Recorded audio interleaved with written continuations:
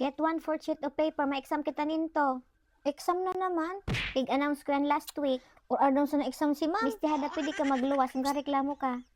Hoy, Loida, magad ako ning 1/4.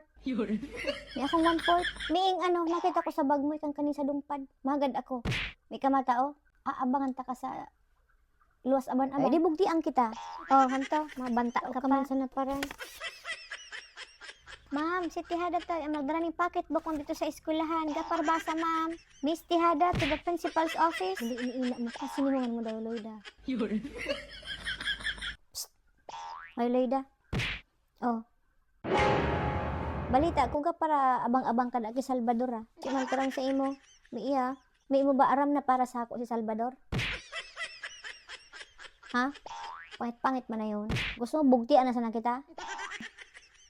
Ma'am, may ako nakadara ning umar na tabak. Maski piko, may ika mo? May man kami ning piko, ma'am. Una, pala. May man kaming pala. Ma'am, palibre na naman yan pag garden buuran. Paano yan, ma'am? Palibreng Ikaw na sana mag-abok ning garden ko. Gusto mo ilubong ta ka dito? Halika na't pasukin natin ang mundo ng laro. May kosa mas matindi pa sa mga ego at kano kapag bumanat sa mic. Katumbas ko'y ilang tumbok sa aking dila na hindi na nagbabago ng tumbok. Hinasa ng panahon kasabay ng